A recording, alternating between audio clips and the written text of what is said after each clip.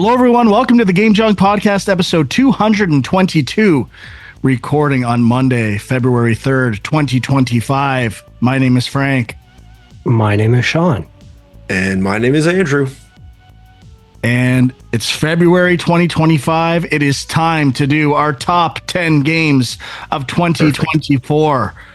All these other phony viewers pretend like they can play all the games and get everything done by the end of the year. They're liars. They're getting paid by other people. We're going to give you the real top 10 games of the year. Actually, I'm going to give you the real top 10 games of the year. These guys are going to say some stuff they played, but I don't think it's going to be that interesting. I think everyone knows our top 10 lists. I don't think there's going to be a lot of surprises, but you'll have to watch to the end to find out for sure. How are you guys feeling about your 2024 lists? I'm feeling like I wish I had a little more time to dive in a little deeper on some. There was some games like this little gem right here, Metaphor Refantagio, that I wanted to try and didn't get around to. I know it's like a monster of a game, so no way I was going to get to it, but I had to make cuts. I had to make cuts of what I was going to try before getting into this list, and that was one of them that I had to cut. And a few other like small ones, like I really wanted to try that like Crimson Diamond game Dwight was talking about the other day or a couple weeks ago, and like some other games that I just didn't have time for. So overall, I'm happy with my list, but I wish, time was infinite and I could stretch it out and just play games to my heart's content, but I can't. Well, I know you're number one. I'm pretty sure. I'm almost positive I know Sean's number one. I know you know my number one. So we'll just have to see what falls out in the middle. Sean might have a surprise up his sleeve. I highly doubt it. Yeah, I mean, I've been trying to fit in a bunch of things, just testing things out. Like, does this have a shot? Does this have a shot? And nothing was really cracking my list. There's one thing that came real close, which we'll talk about. But yeah, it's like, you said at the beginning, Frank, like everybody puts out their best of 2024 in December. And it's, I think the only real way to do it, which most like kind of bigger sites do, is kind of have a group thing. Everybody covers their certain bases and then you kind of get a cross section of all the games of the year. But it's really hard for one person to play every important, significant, interesting game of a year. It's nearly impossible, I would say. So and play it to the extent that you can truly evaluate it. Exactly. Or are you evaluating it? I mean, we'll get into Rebirth, I'm sure, but I tried to play it again after leaving it. The first time I played it extensively, doing all the side quests. The second time I was burning through it, and neither felt right to me. And what's the right way to play it? I don't know. So there's just too many questions. Ultimately, these are personal lists, our own personal top 10 lists. If you disagree, that's fine. You're wrong. This is my list. And you can let us know your top 10s in the comments on youtube.com/gamejunk. And I'm sure mention games that are glaringly missing from our lists, which I will concede. There are some major omissions on mine. Or I was going to say, or you could join our Discord and chat with us there and post your list there. Links are on youtube.com/gamejunk. And I will say, at least this year, I like my list a lot. I think Sean did a much better job of, playing lower key releases on Steam and dabbling all over the place. He really spread out and tried everything that's noteworthy. I was very limited this year. Blue Haze is very strong. I'm a console gamer, and that will definitely be reflected on my list. So apologies in advance. The PC gaming allure has waned a bit, and that's just the way it goes. Yeah, what can you do? I mean, you got to go with what works for you. So, but Sean didn't cover Playdate. He wish I was hoping Santa was going to bring me a Playdate. Didn't happen, but one day. All right. Without further ado, let's get into our top 10 list. Does anyone have anything they want to say before they reveal their number 10? Mm, not really. I, No I'm big speeches this year. I'm gonna say lots of stuff I tried to play. This last month, I don't know what it was. I would play a game for. I would literally fall asleep playing some of these games.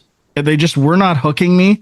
I wasn't in a great gaming mood lately, so that kind of stunk when I was trying to make this list happen. So that might be reflected. I mean, Sean pretty much guessed my top 10 list off air last week, and he was accurate 100%. I led him down the path of guessing every game on my list, and he did it. So I will say a lot of mine are earlier in the year, like especially the top of my list. It's 2024 started off hot for me, got a little stale by the end, aside from some multiplayer gaming. Yeah, I think that's a fair statement. Okay. All right. Uh, who would like to go first? Huck, why don't you lead us off here? Sure.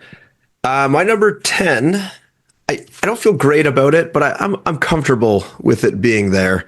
I should say I tried Nine Souls, enjoying it quite a bit, but I couldn't play it enough for it to crack the top 10, but it was there. I also tried COD 6, which I was enjoying, but I was just playing the single player part.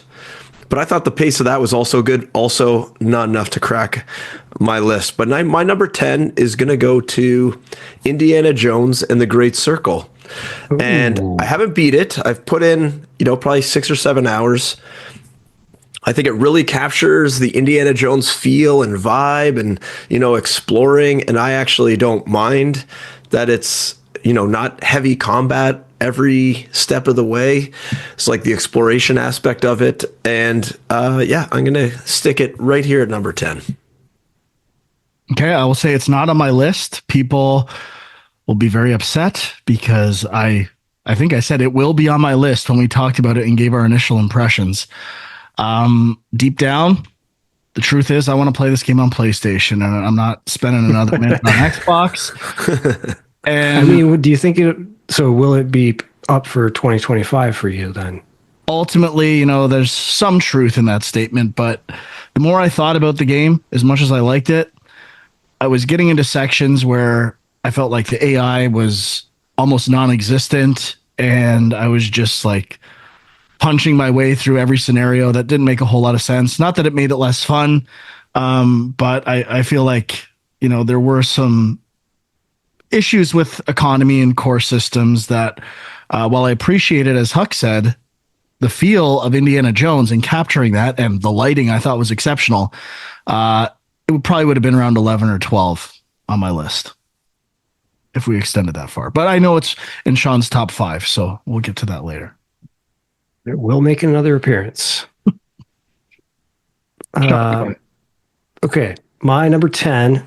This just changed like a couple hours ago. So I had something at number 10 for a very long time, and then I just, you know what, I had to kind of have a little talk with myself, and it just wasn't right because if something else had crept onto that list, this is the one that would have got knocked off. So I'm like, okay, that's number 10, obviously. so are you going to say which one got booted, or are you saving it for later? We'll touch on it later on, but So that means it's on Lorelai. my list. Okay. Lorelai and the Laser Eyes is my number 10, which I think it was a great year for puzzle games. I know this one, some people kind of bounced off of, but, and I think initially I did too, but when I came back to it, it really grabbed me. And, I thought it had a super cool atmosphere and the way that it kind of had all these, it's kind of like a Resident Evil style. You're in this kind of creepy house, but every room, every floor has different types of puzzles, and some of them overlap, and some of them are kind of contained to a specific room, and just a lot of weird ass stuff happening in this game. But I really enjoyed it. So, Lorelei and the Laser Eyes. Yeah, I wanted to get into it more. I just was left with my first impression, which was gathering information and not doing much with it. And I think that's a big enough hurdle and a fair criticism of a puzzle game to not included on my list. I'd like to get back to it one day, and I also, the single button interface was pretty annoying to me at times. And I don't know if they changed any of that with a patch, but I did find having to put a lockdown with the same button. I just remember having user experience issues with that game that I ultimately decided no matter how much I try to force feed it, it's not going to happen. Okay, my number 10. Controversial. Let's just start with that. It is technically 2 games, but technically 1. One game has been wiped from the existence of the earth. The other game is alive and well. 2024 was the year that I learned to love the hero shooter in some form. And that love and passion started with a Blue Ember on PlayStation in a game known as Concord. The biggest laughing stock of a game ever created, an absolute joke of a video game, according to everyone else in the world, except to those people that played it. It was actually a really good game. It was super polished, great character designs, awesome graphics. Surely not that original in terms of what a hero shooter is, but the Sony connection and a chance to start from scratch in a hero shooter was a match made in heaven for me. And I put 30 hours of pure love and joy into Concord before it was torn away from me and laughed at and ridiculed and ripped apart. And I just want to make sure 20 years from now, when people are going back after this game has been wiped from existence, someone stood up for this game and gave it a proper place on the top 10 list that it deserved. And I wish I was still playing it right now. I hope it comes back. I don't think that's going to happen.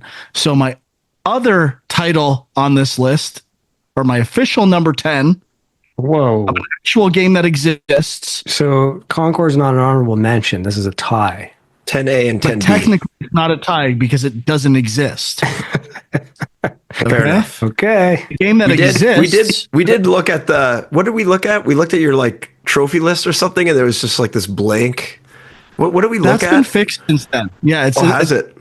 Yeah, there was some weird stuff going on, and then lately I went and looked at games played, and Concord was back. Maybe that's a good sign. Maybe that's huge. But so what filled the void of Marvel Rivals? I mean, of Concord, Marvel Rivals, of course. It was a chance to get in from scratch on a new hero shooter.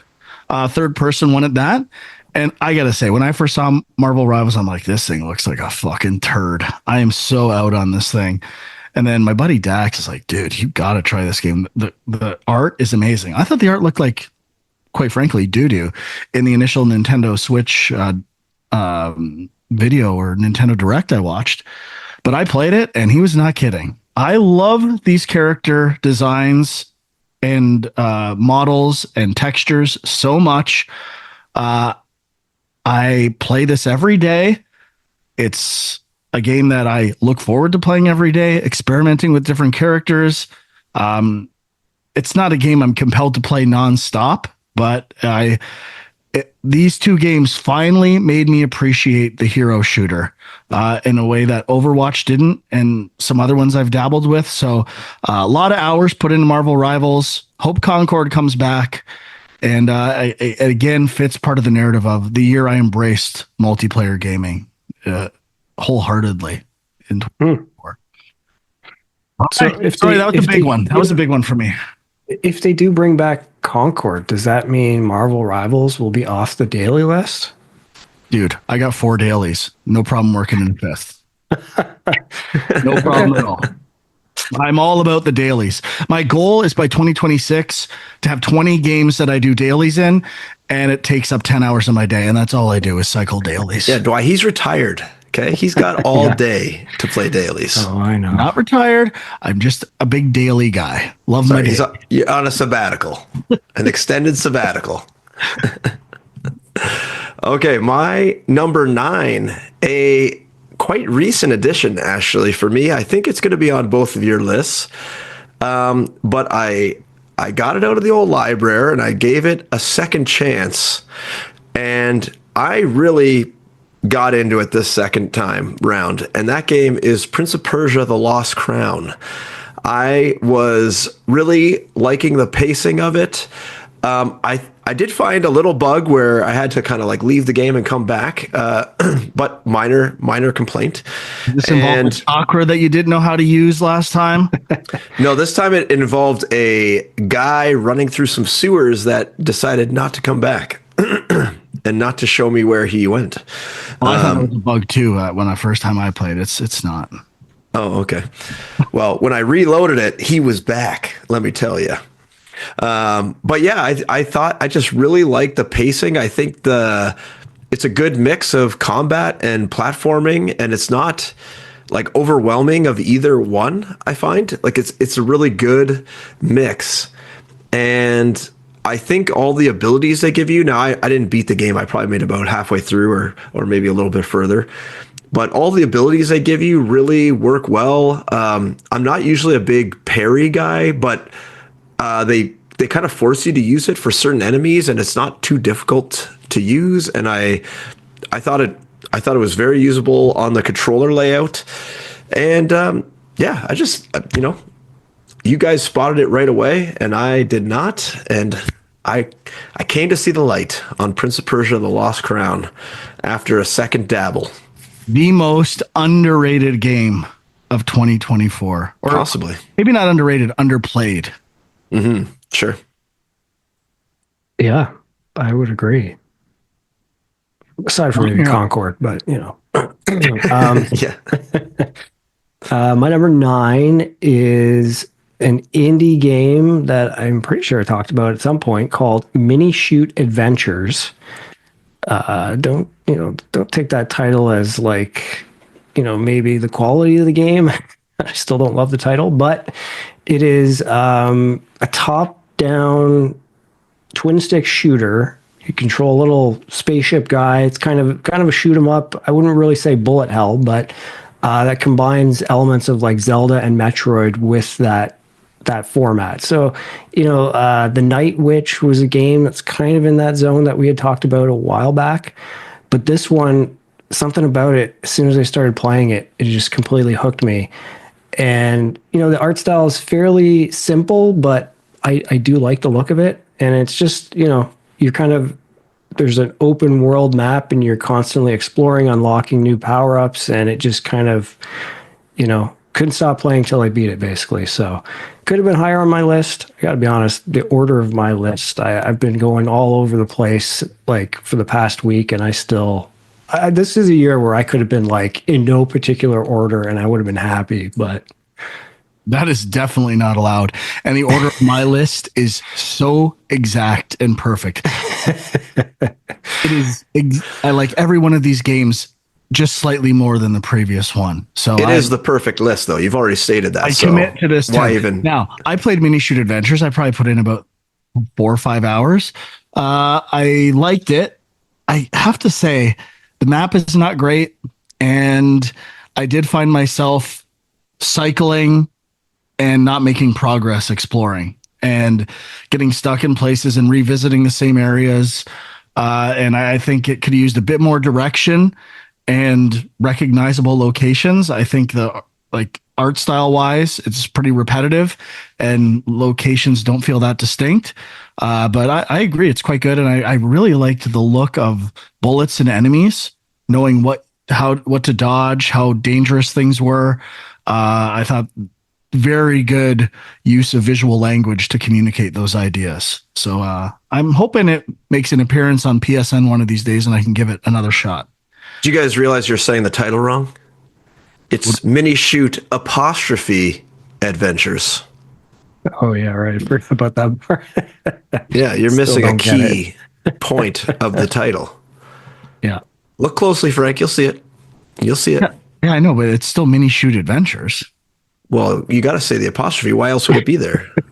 I don't know. I guess it's exactly. It makes no sense. For Mini Shooter? I don't know. That's it. You got to say the apostrophe. Otherwise, no one knows. Why is it there? It creates some mystery, I guess. Creates some mystery. My number 9 is a game that I've put in. You could look at my PS5 played games list, and you might see around 160 hours for this game. And then you might look at my PS4 list and see an additional 60 or 70 hours just to get trophies on both when I'm playing. And that game would be Call of Duty Black Ops 6. I play every Call of Duty. None have hooked me in this way since World War II, I would say. Zombies and multiplayer, they've just streamlined these systems for challenges, leveling up weapons. The maps are fantastic, especially the multiplayer maps. I really think all the maps are great except for Hacienda, which was added later. Not sure what other people feel about that, but other than that, I think the layouts and maps are fantastic. All the guns feel great. For the first time, like I use sniper rifles, I use SMGs, I max every weapon, and they all feel good and they feel balanced in a way that as long as you play with them a bit, you've got a chance with any type of weapon. I feel it's the most balanced and fair version, aside from cheating stuff, of Call of Duty ever. And I love playing it. The zombies are a ton of fun and lots of rewarding depth and systems to zombies. And I played half of the single player campaign and thought it was quite good as well. Based on how much time I put into this game, Black Ops 6 on my list. So huge win for Gangrene this year. A Microsoft owned game on the top 10 list. Huge. You didn't play on Microsoft though. You played on. Oh yeah, you said your PS4, PS5. Yeah, I did not play on Xbox, which I dirty played for free. Console. Time to get into Forza finally. Coming on number 5, coming on PlayStation. Can't wait. I can't wait till every Xbox game is on PlayStation. Win-win. Phil's gonna love it too. Phil's probably excited. He's wants to put every game on there now, and other people are stopping him from doing it. He just wants everyone to have access to these great games and create a worldwide community of gamers. No matter what you play, where you play, how you play. He can't wait to get those additional 4 to 5 million in sales. That's right. I bet. Save his ass. 20 times the size install base. Anyway, Huck, number 8 for you. My number 8. I think this might be a little off the board, but I really enjoyed this game. Finished it. First game I finished on my list. And I really like this game's art style. And I think that's what really drove me to it. And it is the Plucky Squire. It was a little simplistic for Frank over there, you know, Mr. Connoisseur of video games. But I really... a Colin Nunn review for a film, I would say, make no mistakes. This is a game for children. Hey, I'm fine with that. I love children's games. I probably have another 2-3 children's games on my list coming up. So get ready, Frankie. So I really like the art style. I like the 2D versus 3D. I like the humor in this game. I thought the 2D book that you hop in and out of was really neat and well done. And I did really enjoy some of the more unique gameplay mechanics, like shooting the arrows at the bugs, and then also that like card battler little mini game thing. And that was really good. Yeah, I just thought there was a lot of little neat touches. I thought the pacing was great. The length was very appropriate. Didn't overstay its welcome. Just like a really great all-around game. And I feel like it's flying completely under the radar, and it should be more widely appreciated by non-kid playing games. People who play games. In terms of a game non-children that is accessible for children in terms of difficulty, I think it does a nice job of introducing and experimenting with genres and exposing young gamers to different genres in one setting. And I do think it's very creative, just a little slow for me. And not that, you know, the puzzle solving was not all that interesting to me and kind of on rails.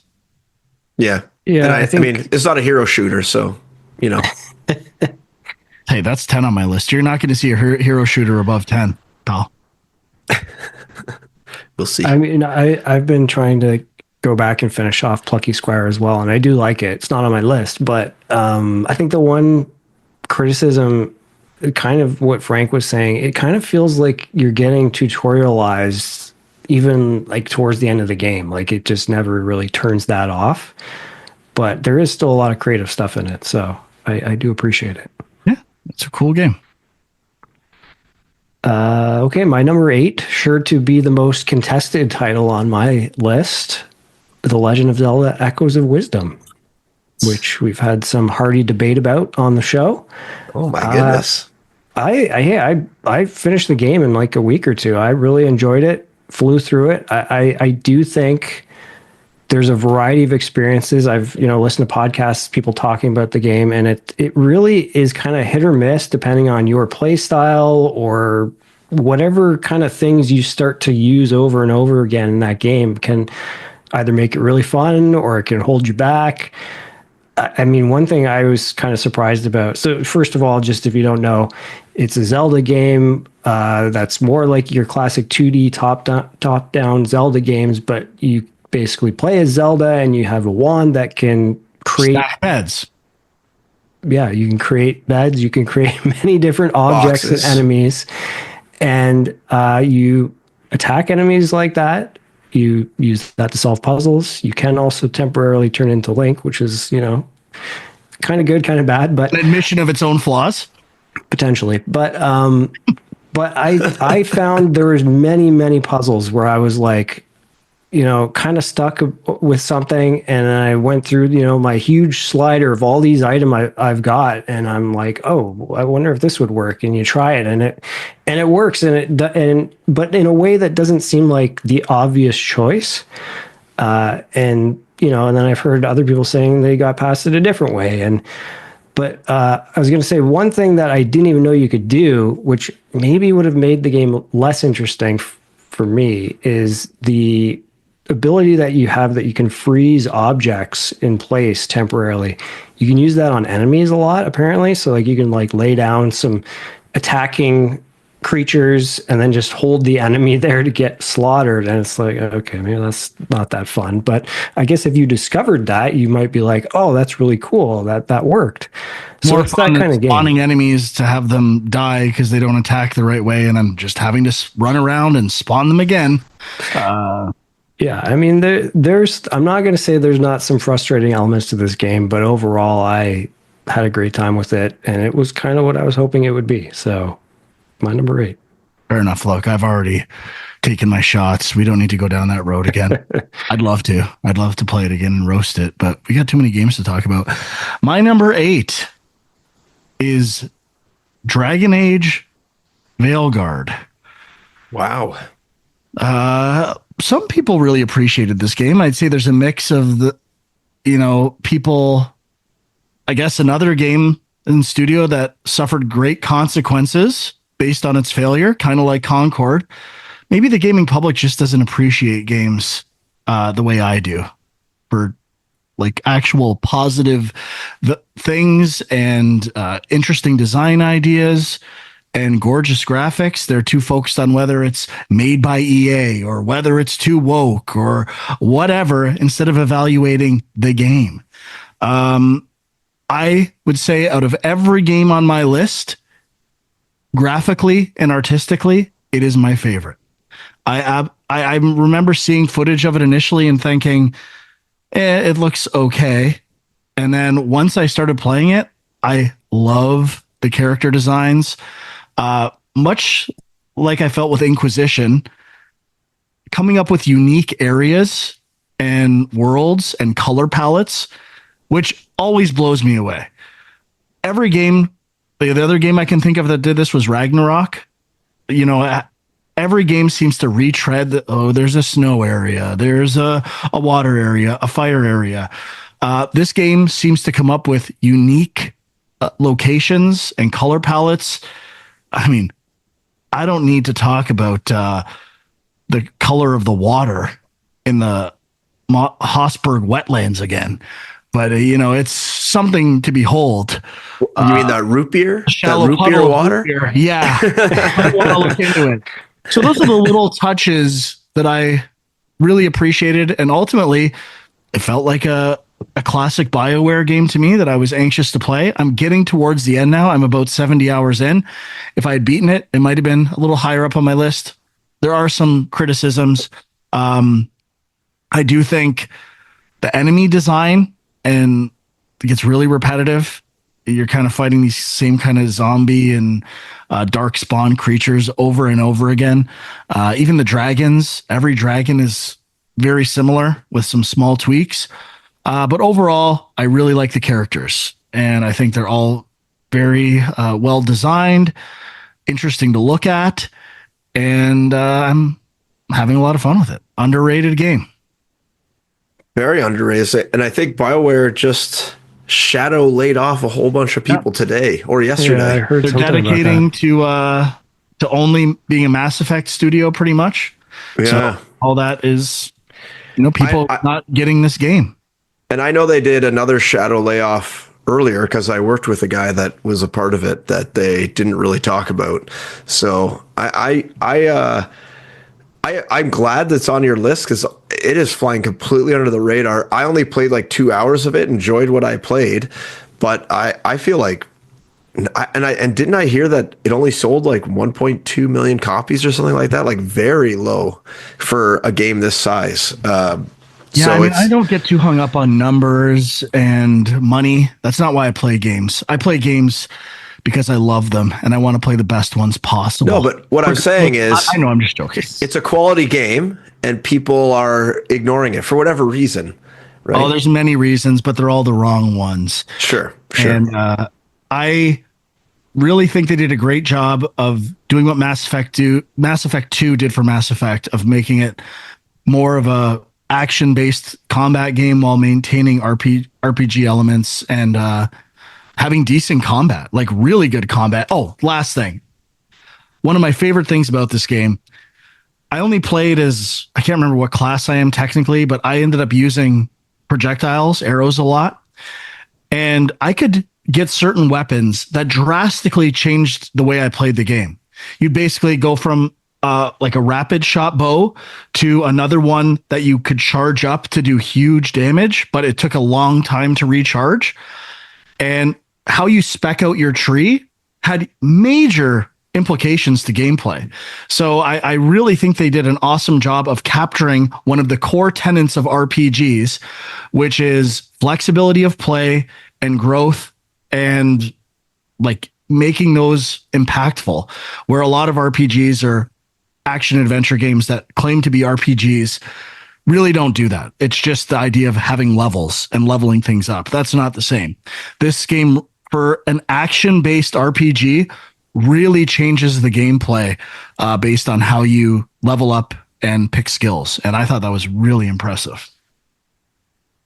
Yeah, Cool. I like the combat a lot in this game as well. And it is like if I had a chance to play more of this game, it could have made my list. I probably only played like 10 hours or something. But the one thing I would say, like writing wise, the dialogue and stuff is not great. Like I actually do like the story, but like some of the dialogue and stuff is I just know. starting to feel a bit repetitive. 100% agree. Some of the characters are weaker than others, but visually, I like every character. I like kind of what they represent or their niche within the team, this assembled team.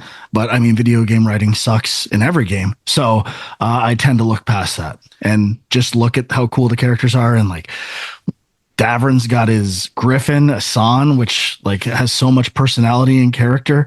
I just like the necromancer guy. Why can't I think of his name? He has like a companion skeleton is really cool. Just a lot of care and attention into maybe not having the best writing, but very cool characters, which to me is what's most important in video game stories.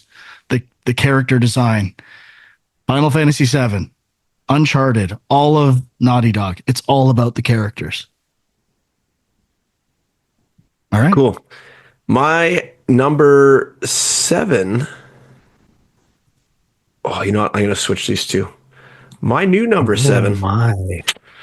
is Mario and Luigi Brothership. And Oh, I really like this style of combat with the timing based mechanic, turn-based, but with timing mechanics involved, and it really makes you think through all the combat. And I don't know, I just like the polish level. I like the gameplay style of this game, and I hadn't played one of these in a while, and I really enjoyed the amount of Brothership I played, and so it's getting number 7. Sean, is it on your list? It's not on my list. I kind of forgot about that game. I was enjoying it, but yeah, I got to go back to it. Okay, my number 7, which is going to come up again, is Helldivers 2. Kind of struggled with where to put this one on my list because hey, I'm done with this game. Like, I'm never going back to it, I don't think, but I did really enjoy my time with it. And it's like one of those things where it's like, am not a multiplayer gamer generally, like in terms of like online shooter stuff. But when you have a game that's kind of built on co-op and you have the ability to play with your friends, I'm in. And so we had some pretty, quite a bit of fun with it. But the ultimate problem that always comes for me is your friends are level 80 and you're level 10, put on top of the fact that maybe you aren't the best at the game to begin with. It's just like, okay, I'm not playing this anymore. But, I had a good time with it. And I think the Troopers-ness of it all and like the score and just the vibe of the game is awesome. Like some of the satire stuff is actually funny. Like when people are yelling out, like, they're different For democracy. Yeah, all that stuff is great. And yeah, like I think it's pretty cool what they've done in terms of like adding to it and kind of having this like living campaign that everyone is a part of. There's some cool ideas there, but yeah, my number 7, one above Echoes of Wisdom, just for Frank. Thanks. Okay, my number 7 is Rise of the Golden Idol. We're getting into the good Very stuff. Nice. Oh yeah. Rise of the Golden Idol is, I replayed through all of Curse of the Golden Idol, loved it again. In some ways it's better than the first. In some ways it's a little bit worse. We criticize specific puzzles and scenarios that I think needed a little work, especially the last one, which I think has been addressed in patches, but left a bad taste in my mouth when I beat the game and forced me to kind of look something up a bit, which I was like not happy about. That's kind of, and I'm glad I did. Otherwise, I would have been trying things forever. It's the game's fault, not mine, and that can't be overlooked. But I mean, some very memorable, like the dance puzzle, I thought was great, and a nice change up as to what to expect in the game, and overall pretty manageable difficulty. I don't think there was some major spikes like that I encountered, especially in the DLC in the first game. But yeah, great game. I don't know if I like the new art style more. I think I like the old art style, but still love their concise deduction puzzles and always moving on, figuring something out, going to the next thing, and it's a little different every time. So the best puzzle games going these days, the Golden Idol series. Can't wait for DLC. Okay, my number 6 is Banisher's Ghosts of New Eden. So this game is right up my alley, third-person action game, story-based, has a really neat setting. It's set in like, I think it's like the early 1800s or something in the New World. People are just coming over and kind of, there's like, there is a supernatural element of trying to banish ghosts that are haunting towns, and you kind of play through as like a couple, and one of the couples has died and is a ghost, and you're kind of like playing off this. And it is, I don't know, I just really like this style of game. I didn't get to the end. I didn't finish it, but everything about it, I like. The combat was fun. The story was great. Exploration was fun. There was like stuff to find, but it wasn't like a huge open area you had to go to. It was pretty linear with like little offshoots of stuff you could explore, and some challenging bosses and mini bosses along the way. So highly recommend this game for anyone who's into sort of like person kind of story driven action games. And yeah, I really, really liked it. Definitely under the radar. Nowhere on anyone else's list, guaranteed. Yeah, Guaranteed. I wanted to try at least the trial of this because I know you were really enjoying it. And I have heard it mentioned on some other lists, kind of on the periphery of, people's best of the year and stuff. Yeah. But yeah, I agree. It is very under the radar. But I'll try to check it out at some point. What are we on? Number 6? Okay, Yep. my number 6 is Animal Well, a Metroidvania that's more of a puzzle game that's kind of got a kind of dreamy, surreal vibe to it. And I kind of was real back and forth with this game. And I had it higher on my list, I had it lower. Ultimately, this is where I ended up putting it. I think, it was a game that I kind of really enjoyed, played through pretty quickly, and then kind of forgot about for a while. I never 100%ed it, never kind of went back to try to do that stuff. I don't know if you guys did. I'm kind of interested, but I don't know. I enjoyed it, moved on. But yeah, I did really like the vibe of it, kind of some of the discovery elements of some of the items that you come across where you're like, how do I use this? What is this good for? And then you start to figure that out. That stuff was really great. And yeah, number 6 for me. Well, my number 6 is Animal Well, a Metroid like with surreal, ethereal kind of vibe. It's kind of more of a puzzle game in some ways. I kind of agree with most of what Sean said, aside from one puzzle-ish element towards the beginning of the game that I thought was a little frustrating and too difficult and not obvious. Everything else felt quite fair and interesting and not handholdy at all. I thought it captured one of the core tenets of a Metroid like, which is exploration and discovery. I was starting in the center and exploring lots and then kind of moving outward in the map. And I feel like everyone that I looked up played it a slightly different way, rather than recent Metroid games, which basically gate you into very specific paths. So I really appreciated that about it. Loved like just a different vibe.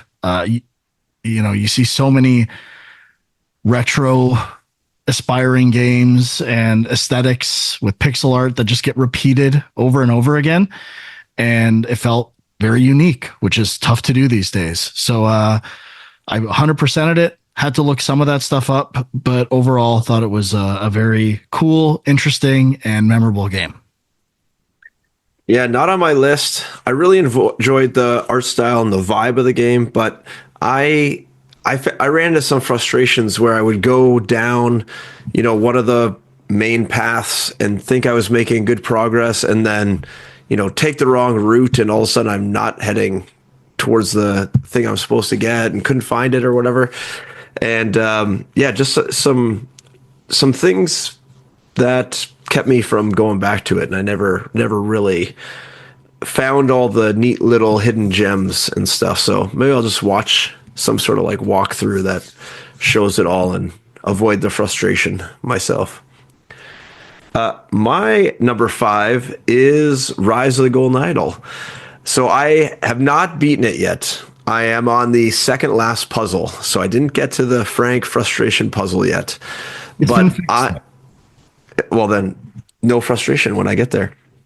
But I really think this guy or these guys are really talented at creating these puzzles and making it interesting and having, a through storyline that really captures just like your imagination, and being able to create these puzzles that you could figure out from, seemingly minimal information, and how everything leads to another thing if you're just paying close enough attention and you kind of work it out, and being able to design the puzzle where there's missing information in one guy's area, but then in the other guy's area it'll point you back there, just the stuff you're looking for. I really respect the puzzle design of this game. Frank mentioned the dancing puzzle, which I think was incredible. Like that was a big selling feature for me of putting it this high, because it was so creative. And No deduction either. Like there's literally no deduction. It's just like yeah, pattern recognition yeah, stuff. yeah. It's so simple, and really it's not that amazing, but just the fact that they did it and pulled it off, and you were able to actually, by just paying close attention, solve that puzzle, I think was really, really awesome. So I like the new art style. I think it's neat. I like that I don't know if they did this in the first game, but sort of like the shifting time frames where you have like kind of like one time and then another time you're kind of like flipping back. I'm thinking specifically of the like museum heist one, I think it is, or no, the auction, Like when you're kind of seeing like parts of the before and day. after the auction kind of thing. Really creative, and how it all kind of ties together, I think is really great. So yeah, number 5, Rise of the Golden Idol, still a Don't gem. quote me on this. I think they added the parts of a day idea in the DLC, one of the last DLCs. But Oh, okay. I might be wrong. Oh, I think you're right on that. Like island. Yeah. Yeah, yeah, that's right. Yeah, they did. Yeah, I'll say not on my list, but it definitely an honorable mention. And it did make me want to go back and play the DLC for Case of the Golden Idol as well. But my number 5, I don't know if this one's a surprise or not, but this one, so this was the one that was my number 10. You And bumped I actually all the way bumped to it number up to 5? number 5. Wow, it's a big And bump. this is UFO 50. A You game knew that this guy was going to force feed. I guess it was kind of a force feed, but in the end, I think I had to be honest with myself. I played probably like 50 hours of this game. There's 50 games in it. I've 50 beat hours? 7. Yeah. Okay, I'm just you keep going. I'm gonna look up your numbers here. Okay. I think I've golded 7 of the games, and I'm like pretty far along in like maybe 3 or 4 others. But, this is the thing. There's probably like at least 10 games here that I'll probably never play. I just tried them out and I'm like, yeah, not for me. And there's definitely some that are too hard for me as well. So that's another factor. But, when the game first came out and we talked about it, both Frank and I were kind of like, it's cool. It's such a cool idea. But like a lot of these games are just like so old school hard that they're frustrating to play and you immediately bounce off them, which is true. But I did love just the experience of going through every single one of them and seeing like the variety of game types that were there. But it wasn't until I played Night Manor, I think, the Shadowgate type one. That was the first one I played all the way through that I really got into. And then slowly I started kind of picking ones that I was like, okay, I really like this one. Let's put some time into it. And, they're not all impossible. So it's kind of, if there's some that hook you, then I think it's, you'll find your way maybe to more as well. But again, just the idea of 50 different games, some of them are shorter than others, but there's just some really creative ideas here. I think some of them as standalone games could be great games that people would be talking about just on their own. But I just love this compilation of games. Nice. I definitely wanted to like it more. Maybe it was just a bad starting experience. The force feed might be the way to go with this game. I will force feed it if it ever comes to PlayStation. Okay, next up. I couldn't get your numbers, by the way, Sean. I just couldn't find them. Okay. I trust you. I trust you put 50 hours into this game. I'll double check for you right now. Okay. My number 5 is the one surprise addition to my list.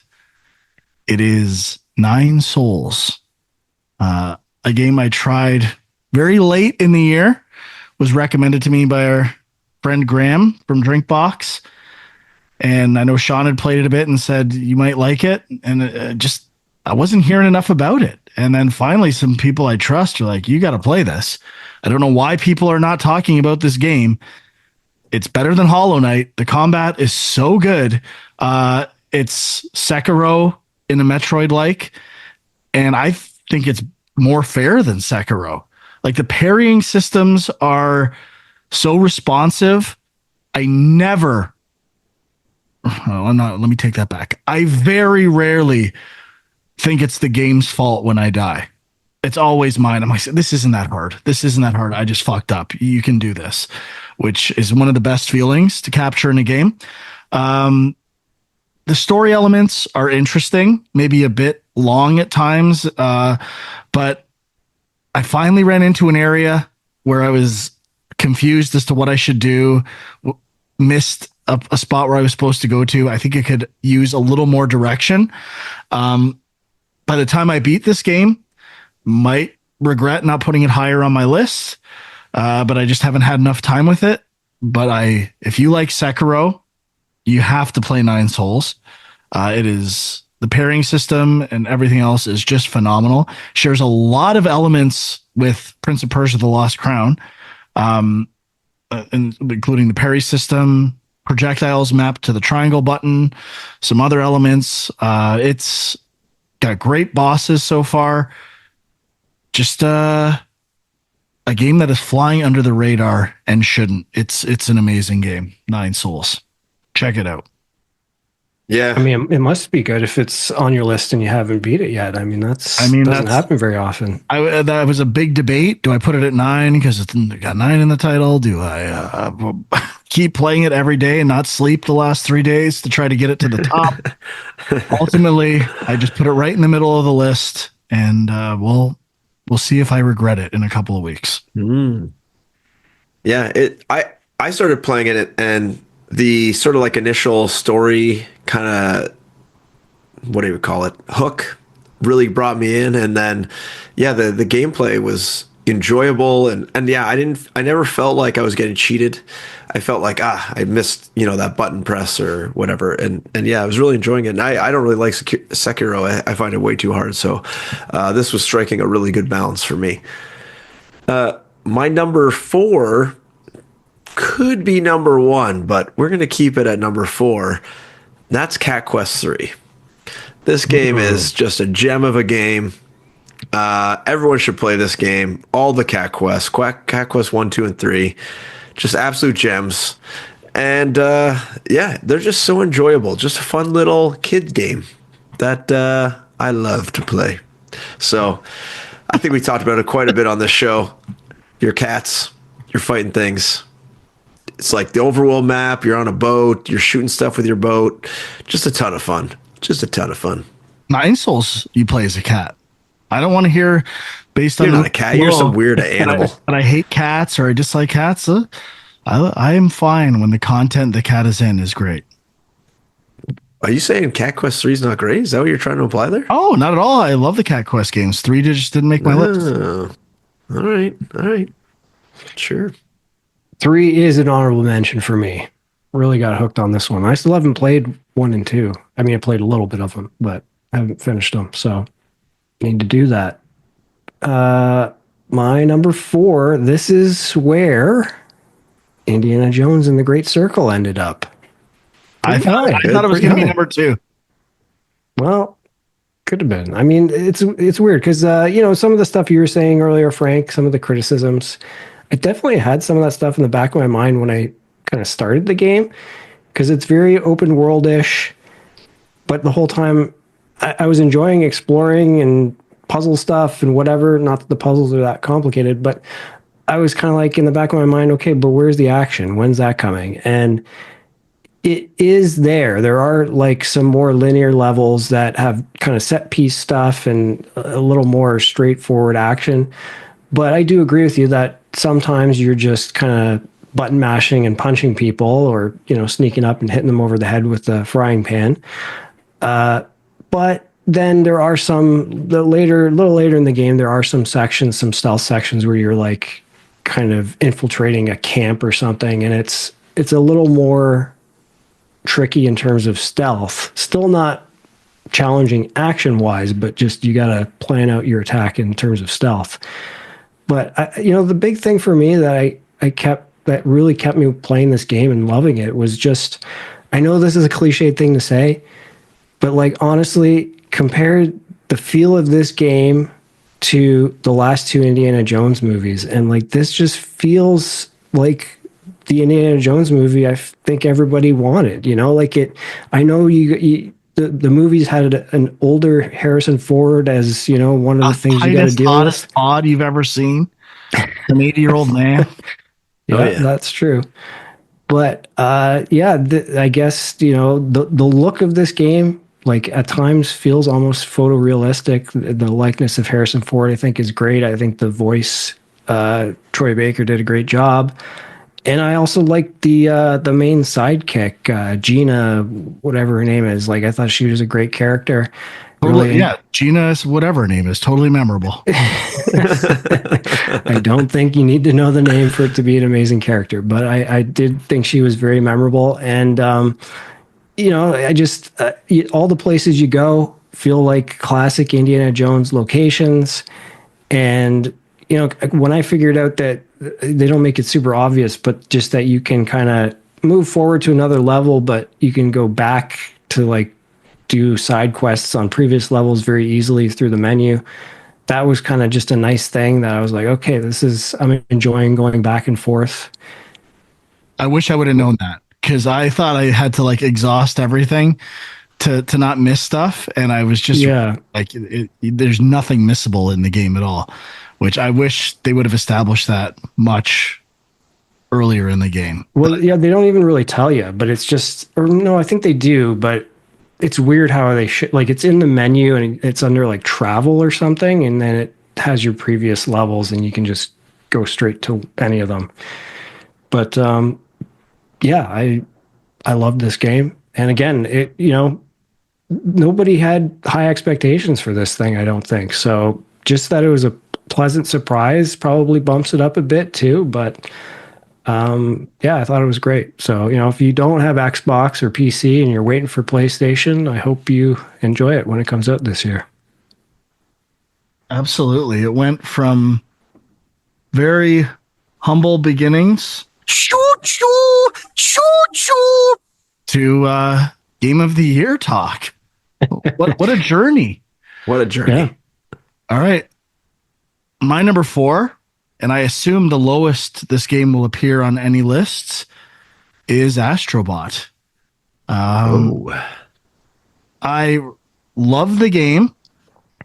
Ultimately, I did not find myself needing to play this and finish it. I would play a level, put it down. Obviously appreciated the level of polish, the creativity, the attention to detail, use of dual sense. I do love the game. Ultimately, I found it to be maybe on the easy side, a little simplistic, perhaps, designed more for children, which is not necessarily a horrible thing. Definitely not a horrible thing. But I don't know why this, like, I'm Mr. Blue Haze. It's everything PlayStation, a celebration of PlayStation. And for whatever reason, I just really liked it and wasn't blown away in the same way other people were. Obviously, it's number 4. I liked it a lot. I did everything except the DLC and would like to check that out. I hear it's quite good, but there's just something about it that it's almost like too perfect in a way. It's not that ambitious, other than making a level dense, but they're short but dense. And so there's not a lot of things that can go wrong, not a lot of bugs, which is great, but it might be missing like design ambition. It's very similar to the one that was out for VR and the previous versions. It was just taking those ideas and applying a bigger budget to them. So I feel like I've played the idea before. There weren't a ton of new gameplay ideas in it, and the ones that were there, like some of the monkey arms and other robot things, those were kind of hit and miss for me. Some were good, some were a little weak. But a great game nonetheless, deserving of all its praise. Definitely. My number 3 is Helldivers 2. So I'll probably just wait for Frank to talk about this one, but I mean, your top three, I'm loving that your top three is all PlayStation exclusive. So I wasn't sure. Now I know they're all PlayStation games. indeed they are. Indeed they are. So this one, I love the atmosphere. I like the community driven aspect of it. I didn't even really get to dabble with all the crazy stuff. I really just get to watch Frank dabble with them and like occasionally leave me a bone for something to try out. And, it was just a lot of fun to jump into this world. And I thought the length of the missions was really nice and still challenging. I thought I think the thing that stuck with me the most is that the like calling in things with the D-pad inputs is so simple and yet perfectly encapsulates like just a little bit of a challenge and a little bit of pressure to the situation where you need to get something in there and you're like, okay, I got to do this like 6-button combo, and then you screw it up. You're like, oh no, like did I just screw up everything for the team and whatnot? And even like when you're doing those missions where you got to like type in the console commands on the computer, and it's the same system. I think was such a smart choice and possibly too easy to overlook as like a design choice, and they nailed it. And I think that simple like 4-direction input scheme they have is so great, and just you can still make a mistake. It doesn't bury you, but it does add more not pressure but like tension to the game as you're playing, and I think that is like really great. And obviously the like Dwight already mentioned the Starship Troopers nods and all that stuff, and I think they walk such a fine line of not totally copying it, but almost completely copying it, and having this humor with it that I think is just great. So, yeah, and I've never played the original Helldivers, but I'm pretty sure it's quite different, almost like Risk of Rain and Risk of Rain 2. And yeah, I think they really did a great job, and I'm happy that so many people like this game and seems to still be going pretty strong. So. Pretty awesome game. I haven't played it that much, to be honest. Maybe only like 15 hours, but not like Frank's 5 million hours, but it's a really awesome game. Yes, agreed. Okay, my number 3. Now this is going to sound like a hero move or something, but I assure you this is my honest feelings on this game. Uh-oh. Isles of Sea and Sky, which is a puzzle game that I became absolutely addicted to somewhere in the summer. And I've talked before, I'm kind of a fan of the block pushing puzzle game genre. It's just a great genre.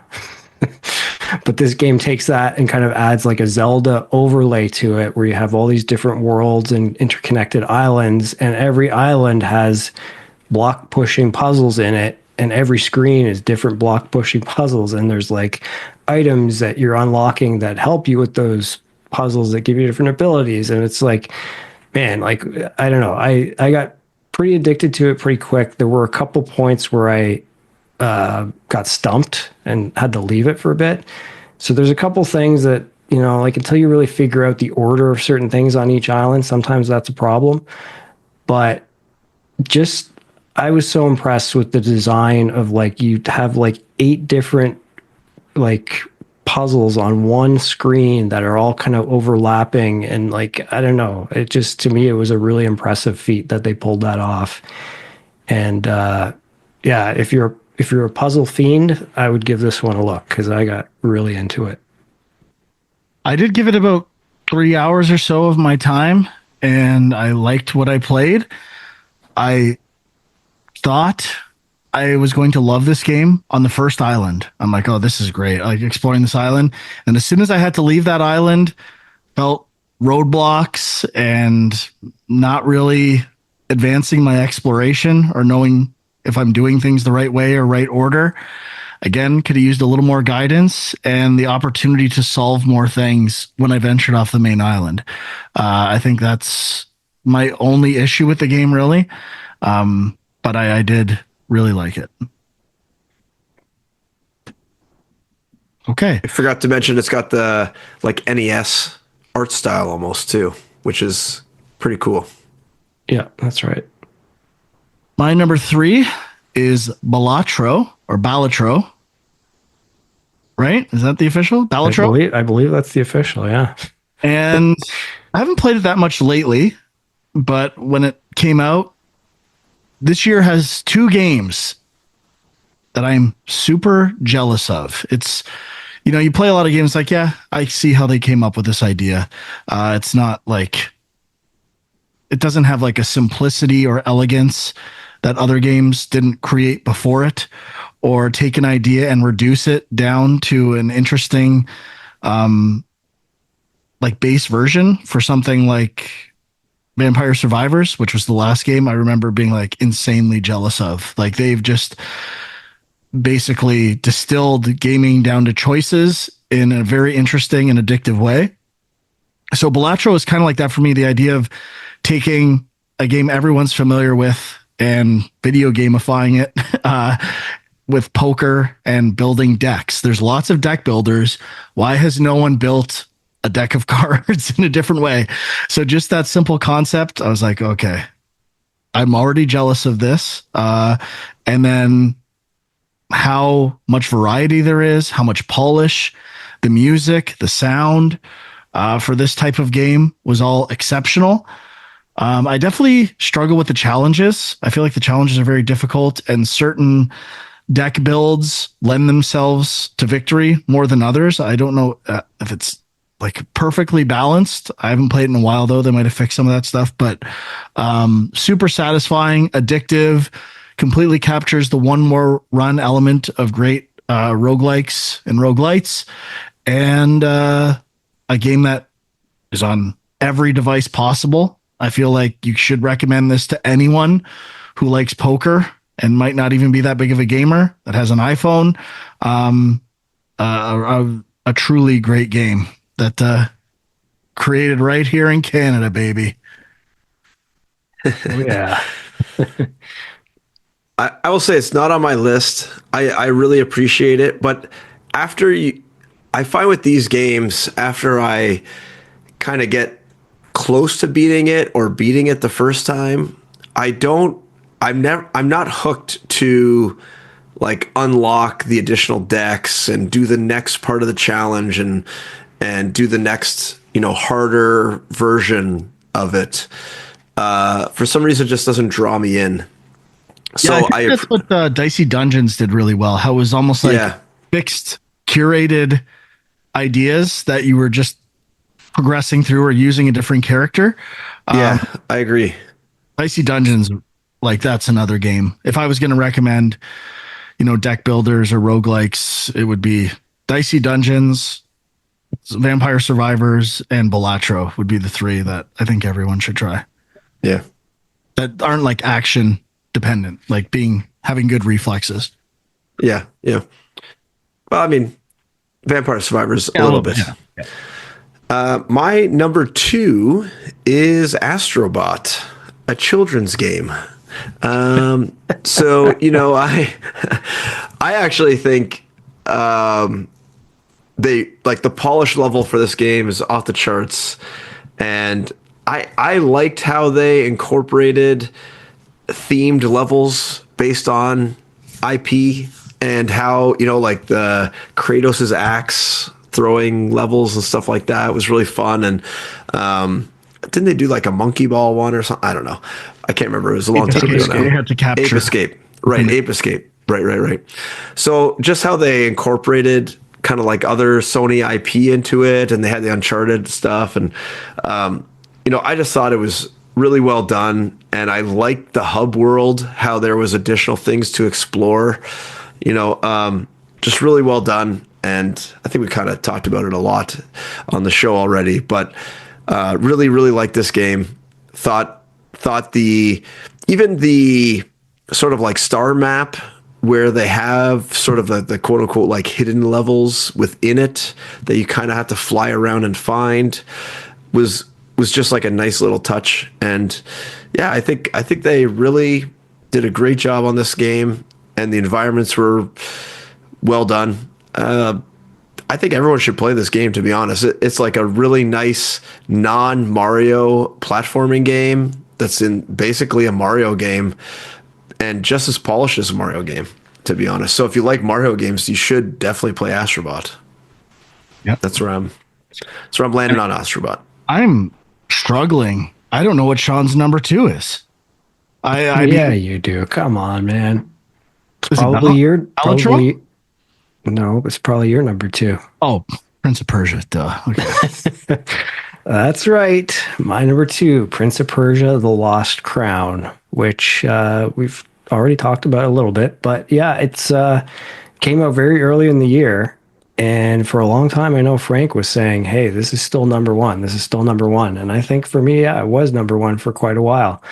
But yeah, it seems like not a lot of people played it. And maybe part of it is, there were just so many Metroidvania games this year, last year, the year before. Like there's starting to be a real saturation of these games, which even for someone like me who really likes them, I'm not even playing half of them anymore. But this one with the Prince of Persia name, already I was interested, and I just think it was just like best in class, however you want to say it, like one of the best Metroidvanias in a long time.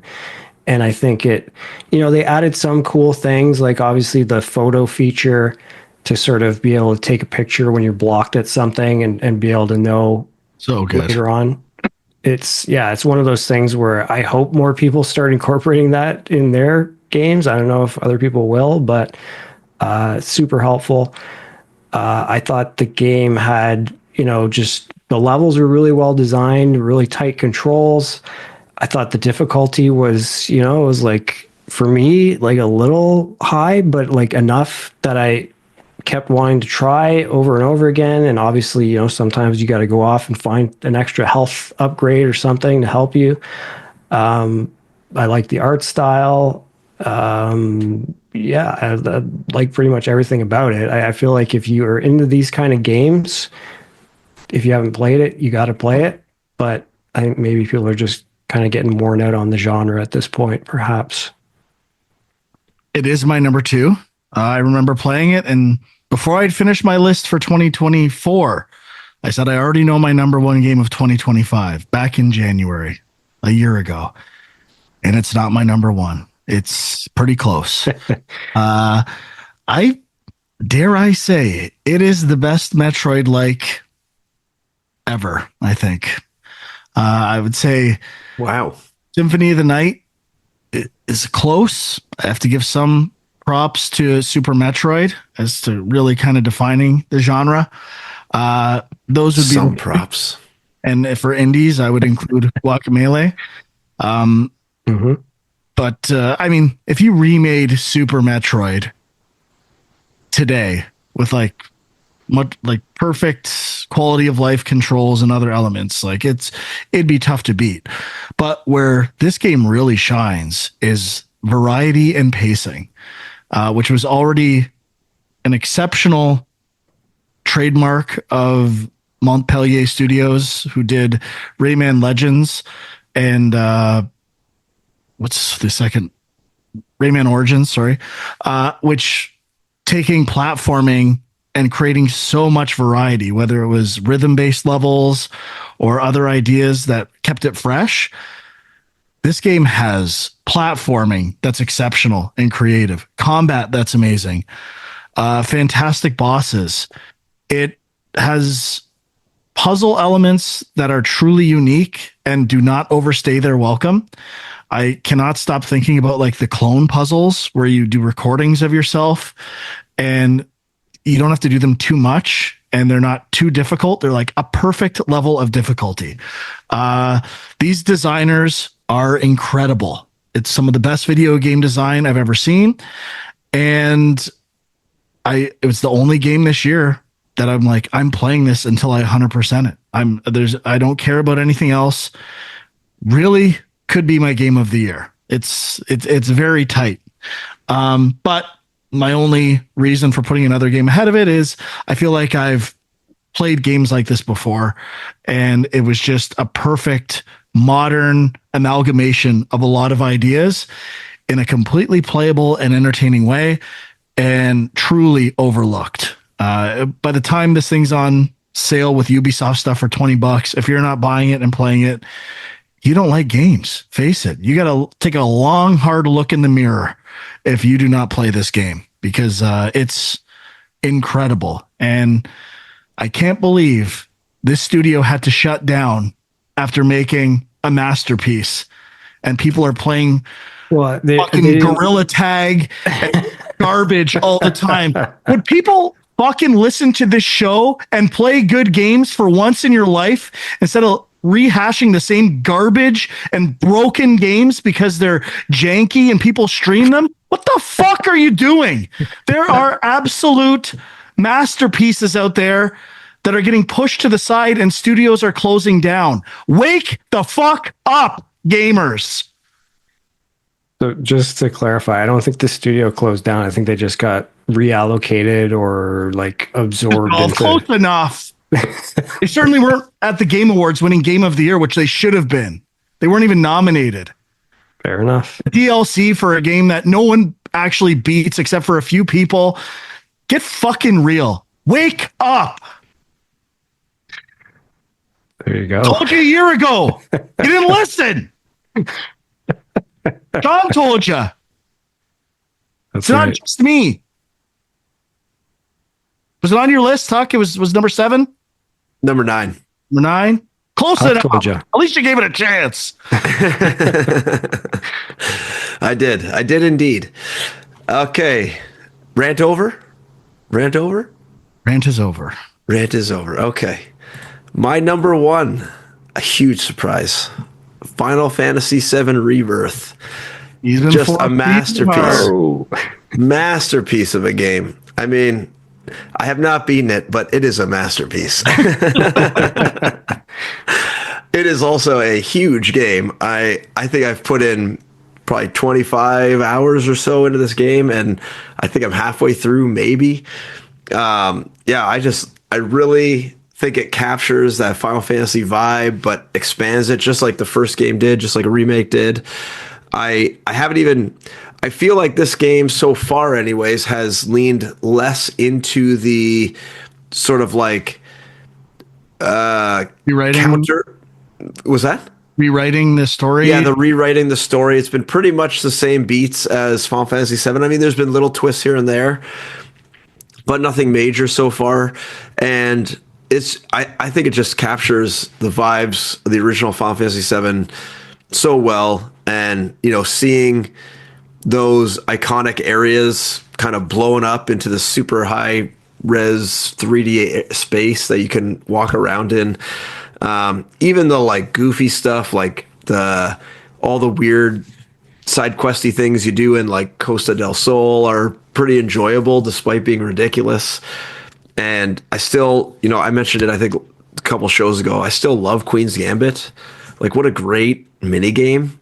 There's really nothing special about it, but there is this like neat strategy aspect, and the like Fort Condor mini game as well is surprisingly fun to play. And I find myself really trying to beat all of those mini games when I come across them. And they are challenging, and you do have to adjust your strategy sometimes depending on, what the opponents have. And then just the overworld, how there's so much stuff to find. And I know, Frank, you were kind of saying the first time you played it, you did everything. Second time, you kind of did nothing. I've kind of been going middle of the road where I'll play the overworld until I find, maybe 50% or 60% of the stuff, and I get kind of bored, or I just don't want to explore further down a certain section of the map. And then I just move on with the story. And I feel like it's been a perfect amount of exploration and finding stuff, and getting those extra points, the world points or whatever they're called, to get stuff. And also, like, the item transmuter thing is a great device to Yeah, I agree. have you explore the world and collect things that aren't just a waste of your time. And you're constantly making potions and items, especially when you kind of cap out on one of the items because you only hold 99 of something. So you fill up a thing and then you're kind of forced to use it so that you don't just burn your exploration. But yeah, there's just so much good stuff here, and I'm really excited to play the rest of this game when I get to some of the really exciting kind of like story moments of Final Fantasy VII that are obviously coming, and to see how they twist it. And yeah, just a really amazing game. Looking forward to the next one already, seeing the conclusion, whatever they're going to call it. And yeah, amazing game. Yeah, glaring omission from my list. I This is a thing. I get my favorite games. Rarely finish a sequel. I was thinking about this. That's what made like Uncharted games and God of War Ragnarok even more impressive to me. Like I never Metroid Prime 2 when it came out, I burnt out on it. Like so many games that I love, the sequel, Jack 2, I just, whatever reason, never finished them. I'd like to have finished this. I think where I landed was, well, it's not on my list. I just found myself when I was replaying it last week a bit, just getting caught in cutscenes and not really doing all that much that was like relevant to the story, which might have been true. Have you found the speed up button? Now, that if there's anything that I should reconsider putting this on my list, it's able to fast or play cutscenes in game at 1.5 speed. Now, if only they had a 2 times speed, we'd be really talking. I mean, 1.5 Final Fantasy speed is basically 1 time speed for other games. I mean, I would need to watch Final Fantasy 16 cutscenes at 2.5 speed to make them tolerable. But that is a welcome addition. Game looks great. It's certainly a great game. I just, for whatever reason, it was just too overwhelming to me. Too much to do, and just not enough focus on the story. I think the first one was better. I know that's not the popular opinion, but I think the first one is a better game. And I think I'm less crazy about the open world elements than I thought I would be. They're not bad. I just prefer the somewhat focused nature of remake. Sorry. Thank you. Frank, what about Forbidden West? There's another sequel. I know, that's exactly. Well, that's kind of weird. They fucking blew it, but do you think, is there something there where it's like you love that original game so much that the sequel is never going to live up to it for you? It is a weird thing. It's happened to me my entire life, my gaming life. The sequels just never stack up, or just don't. You did put Rise of the Golden Idol on your list, though. Yeah, I mean, I think when the games do it right, there's mild improvements and changes, but not a complete reinvention of the game. Or adding, in the case of Metroid Prime 2, adding like a major mechanic that is not that impressive, like light and dark areas and Ori Will of the Wisps. All the new mechanics were underwhelming to me, and I preferred the original. So it's usually over ambition, and I think that's why, if I remember correctly, why Ragnarok was my number one game that year, is they applied their extra budget and unique elements in like an interesting way of just adding multiple playable characters and not messing with the formula too much, which I thought was the right way to go about it. Too many games try to like expand scope to like a bigger isn't always better is probably the best way to that. I don't think that's the case. And I certainly have said that about many games in my life. And this game is too big. Yeah, they're adding just because they feel like they need to. Yeah. even though they don't. Yeah. All right, Sean, Yep. give it to us. All right. Well, my number No. one, probably no surprise, but number one on a lot of other lists, Astrobot, which, the greatest children's game of the year. But By Children of far. all I ages. mean, we're joking about this, but like, honestly, a big part of why I love these games is I play them with my kids and they love them too. And, Let your children influence your top 10 list? I mean, I'm not saying that's why it's number one. I think Interesting. it's like a super creative, colorful, just fun game to play. But my kids like it too, and that's part of the experience. So, but I think this is like the culmination of what they did with Rescue Mission and Astro's Playroom. I do think if they do another Astrobot game and it's kind of just more of the same, that's where I'll start to maybe be like, okay, you need to evolve this a little bit. But as of right now, for me, it was like, okay, they've still kept building and building. And I, as Huck mentioned, I liked sort of the custom levels based on certain PlayStation games. I did like the hub world stuff. I liked, a lot of the little challenge levels that they added as well. And I could be wrong, but I think some of the abilities they have in this one are new to this one, like the sponge Yeah. ability. Like some of those are really Lots of them cool. are. Yeah.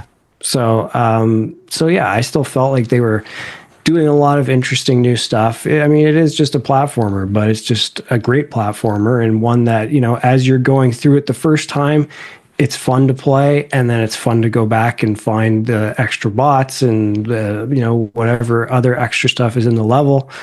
So I got a lot of enjoyment out of playing through the levels multiple times, and I thought it was great. Yeah. I would say the challenge levels are exceptional. I love the challenge levels. Great length, never too long, and probably the sweet spot in terms of difficulty for me in the game. And I'm glad they're there. All right, my number one, which will come as no surprise, is Helldivers 2. I remember seeing the state of play where it was people talking and trying to make it sound like a fun multiplayer game that had like extreme levels of cringe. I thought they were trying to force feed this game to me, and I was so sick of it. I'm like, nobody wants Helldivers 2. Stop trying to make me want Helldivers 2. You're doing a disservice. And look where we are now. My game of the year. I said there's two games on my list. Force feed worked. I'm jealous of. I'm not even jealous of Helldivers 2. There is no space in this universe where I could have designed this game. There's nothing to be jealous of. It's beyond anything I could ever do. It is a masterclass in cooperative design, multiplayer design. I cannot think of another game where I don't need my friends to play that's multiplayer and cooperative.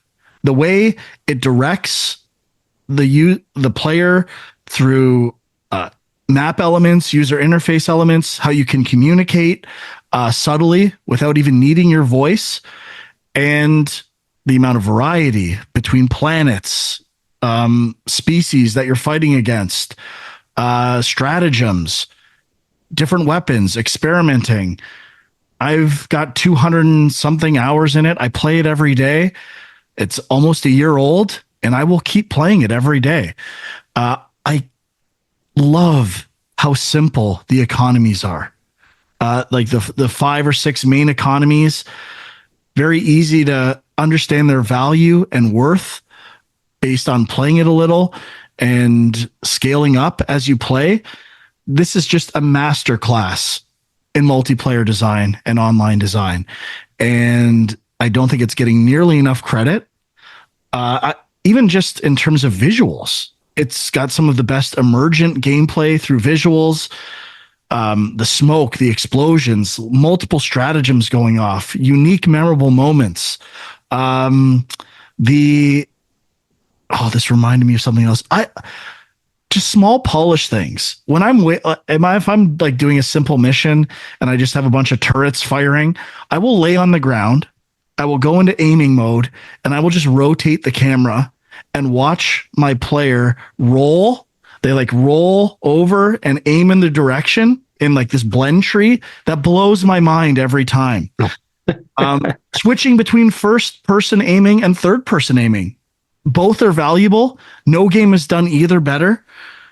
I just am blown away every time I play it as to how good it is, and it never stops being good. And that's not even mentioning stuff that you guys. The music is so good. The sound design is incredible. This should have got best sound design. Everything about it is amazing. An absolute travesty that it wasn't nominated for a Game Award. This game will be around for another 7 years. It was nominated for a Game Award, just not Game of the Year. Not Game of the Year. It is so scalable. They'll be able to add things. They've only scratched the surface for things they can do. Even Huck was talking about the directional pad stratagems. With the new aliens you fight against, they have scramblers that it's hard to read them, and then they cycle quickly. So they can take these systems and keep adding new things to mix it up, change it. And the designers are really good, and they are great at finding new ways to experiment with the game. And I can't wait to see what other stuff is coming in Helldivers. It's not overwhelming. Like COD, there's so much stuff going on. It kind of feels like a gross mess at times. This one is so curated and cohesive that it really is special. So, and they don't overdo not DLC, but like war bonds. If anything, people like max it out and they stop playing, which to me is like a testament to them not being greedy and having it as like kind of an accessible game that people don't want to quit or keep coming back to when new stuff drops. So hats off. It's Arrow. Is it Arrow Point? Arrowhead? Like I should really look at Arrowhead, I believe. Arrowhead Games. Out of nowhere, dropping this game, and absolutely love it. Easy to pick this as my game of the year. Yeah, and I mean, at least like, some of these games we've been talking about, we've been saying, oh, nobody played this, or the studio shut down, or things like that. This was at least a success story, like a kind of another pleasant surprise that, like you said, came out of nowhere, and they did something right, and they found an audience. So that's awesome. If I had to give one criticism, it's that it borrows a little too heavily from Starship Troopers.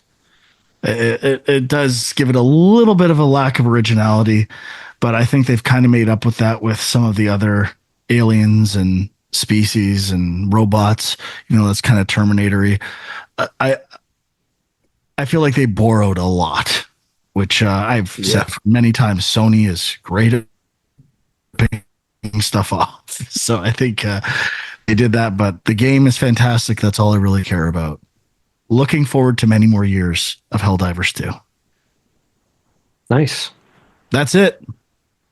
Before we give a recap of our lists, anything people need to mention or reflect upon? Are we talking honorable mentions or what? Stuff maybe you didn't play or wish you could have played more. Yeah, definitely. I mean, so there's some big games I didn't even touch that, maybe they weren't for me, but like, I don't know, because I didn't really get to play them that much. Like I tried the demo for Metaphor Refantasio. I mean, I looked at it and I was like, I'm never going to get through this thing. Like I want somebody to release one of these amazing looking RPGs, but only have it be like 20 hours. Can we do that? Is that a thing? Maybe Claire Obscure, Expedition 33. Maybe. Yeah, that's true. Like a Dragon, Infinite Wealth. There's another one. Did any of us try that? Played it a bit. No, I liked it. I actually thought Stellar Blade might crack your list, Frank. That would be my number 11. So yeah, considering how much time I put into it, I platinumed it. I would have liked to have put it on my list. It was very close, but it was a bit of a chore at times in the open world sections that I couldn't ignore. And even in terms of responsiveness of combat and parrying, like doesn't hold a candle to Nine Souls. So I liked it a lot, but is not without some flaws as well. You think I don't want to put another Blue Haze exclusive on my list? I was looking for any reason to do it. I'll say I've been playing the last couple days Pro Country. It's Oh yeah. aiming a little frustrating, which would stop it from being on my list, but I'm really impressed with that game. It's a lot of fun. Nice. I guess in terms of honorable mentions that haven't been mentioned yet, I will say Star Wars Outlaws is an honorable mention for me. I think, I still think there's an audience out there that hasn't found this game yet.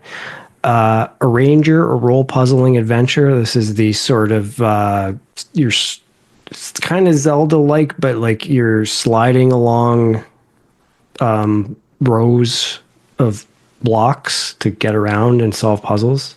It's actually really cool. And Neva, beautiful platformer action adventure game that from the makers of Gree, and I really liked it. Yeah, I really like Tales of Kenzera Zao. It Yeah, just that was it had two other Metroid likes that had a lot more money and time and polish. So in another year, that would have gotten a little more consideration for me. And it was so similar to Prince of Persia, which came out at the same time and just kind of blew it away. I wish I had more time with Konutsugami. I thought that was a very cool original game. Yeah, that game really disappeared Yeah, from it's the good, though. talk. I'd like to get back to it at some point. The other game I wish I had more time and had to just kind of make a decision was Black Myth Wukong. I kind of, based on my few hours playing, I could tell on the level design and just not knowing if I could jump down or if it's an invisible wall. There was just some environment design fundamentals that really frustrated me that would prevent it from being on the list, but still enjoyed what I played. Yeah, one game I don't know if either of you guys played that actually I think sold really well and was pretty popular was Space Marine 2. I played it. Okay. So that game I I bought wish it, I had did time not to play it. yeah, put more time into, but it was surprisingly fun what I was playing and seemed to have a really positive response from people around. So I've seen it mentioned, here and there as a top game, but yeah, that was one Thought they on my list. didn't do a great job of introducing all their mechanics in the opening level. It was kind of, Yeah. I thought they could have spaced them out a lot more and let you learn them before moving on to the next mechanic. I thought it was much too condensed. Yeah. And, I hit a huge difficulty spike in the first level, and it was already starting to get repetitive. So I did like what I played. I just kind of knew it's not on my list and put it to the side. Yeah, I did hear that it's it's more fun to play co-op. Is it? It's 3-player co-op, right? I think Up to so. 3. And I mean, part of these lists is with games discovering it 5 years later and realizing you fucked up your list. That's true. The one other game that I forgot to mention. This is the one that I guess technically it should be an honorable mention because it was coming in hot at my list and maybe could have snuck in there. Batman Arkham Shadow, which I'm probably 70% through now, I think, the campaign, and the combat has clicked for me. It's really fun. Like the way they've translated the Arkham combat to VR is amazing. Yeah, But it was just there's some no extended. VR. Yeah, I know. There is some extended sections where you're just walking and talking, and it's kind of laborious a bit. But other than that, I'm really enjoying it. Okay, I think that's it. Do we want to do a quick recap of our top 10 lists? Let's do it. Turn Yes. through them. All right, I'll go first. Okay. My top 10 list: Concord / Marvel Rivals at number 10. Number 9, Call of Duty Black Ops 6. Number 8, Dragon Age Veilguard. Number 7, Rise of the Golden Idol. Number 6, Animal Well. Number 5, Nine Souls. 4, Astrobot. 3, Balatro. 2, Prince of Persia The Lost Crown. And the game of the year, Helldivers 2. I can go next. Number 10, Indiana Jones and the Great Circle. 9, Prince of Persia, The Lost Crown. 8, The Plucky Squire. 7, Mario and Luigi, Brothership. Number 6, Banishers, Ghost of New Eden. 5, Rise of the Golden Idol. 4, Cat Quest 3. 3, Helldivers 2. 2, Astrobot. And number 1, Final Fantasy VII Rebirth. Nice. Okay, my recap. Best games of 2024. Number 10, Lorelei and the Laser Eyes. Number 9, Mini Shoot Adventures. Number 8, The Legend of Zelda Echoes of Wisdom. Number 7, Helldivers 2. Number 6, Animal Well. Number 5, UFO 50. Number 4, Indiana Jones and the Great Circle. Number 3, Isles of Sea and Sky. Number 2, Prince of Persia, The Lost Crown. And number 1, Astrobot. There you go. So, I mean, your 3 takeaways are maybe 4 takeaways. Astrobot, Prince of Persia, The Lost Crown, Helldivers 2, and I would say Indiana Jones. All games that, are pretty close to being on all lists. And some pretty surefire hits there. Okay, that's going to do it. 1 hour and 40 minutes. I thought this was going to be like a short episode. What the hell happened? Never. No. Why do you think I brought the rye up? I had it ready to go. I knew it was going to be a long one. All right. Well, let us know your top 10. Please play Prince of Persia if you haven't already. It deserves to be played. Next week, not sure. Rumors of a state of play next week, not this upcoming week to talk about. So we'll see if any news drops.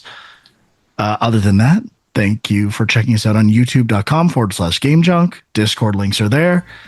And thank you for listening or watching. We'll see you in 2026. Bye-bye.